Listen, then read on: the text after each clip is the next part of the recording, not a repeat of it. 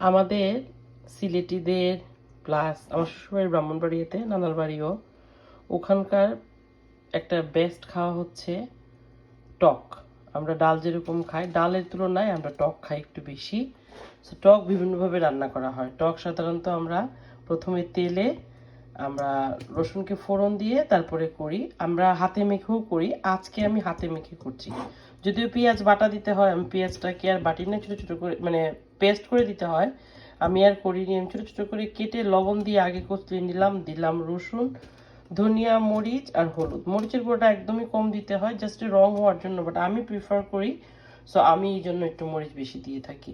একটু সয়াবিন তেল দিয়ে দিয়েছি, সয়াবিন তেলের পরিমাণটা কম হবে, কারণ এই টকের মধ্যে তেল কম হতে হয়, তেল এত বেশি একটা লাগে না। এখন এই যে ভালো করে এটাকে মেখে, আমি বাংলাদেশে তো আসলে সব কিছু ফ্রেশ ফ্রেশ, সো ওই জন্য একসাথে মাছ, ধনিয়া পাতা, কাঁচামরিচ সব কিছু দিয়ে পানি দিয়ে আমরা বসিয়ে দিই। এখানে আমি একটু ভিন্ন ওয়েতে করি। আমি করি একটু, এই যে এখন জাল দিয়ে এটাকে ঢেকে ঢেকে আমি রান্না করব।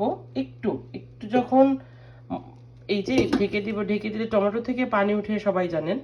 একটু যখন এটা কষানো হয়ে যাবে, তখন আমি তার মধ্যে দিব হচ্ছে বাংলাদেশি শীত শীত ভাব, এই যে জলপাই দিব, আলু, আর দিব হচ্ছে বাতাসি মাছ।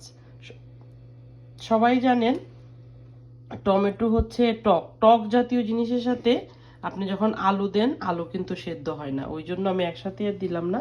প্রথমে এটাকে কষিয়ে নিব, একটু কষানো হলে পরে আমি তার মধ্যে এই যে মাছ, জলপাই আর আলু দিয়ে লম্বা ঝোল দিয়ে এটা জাল করে নিব।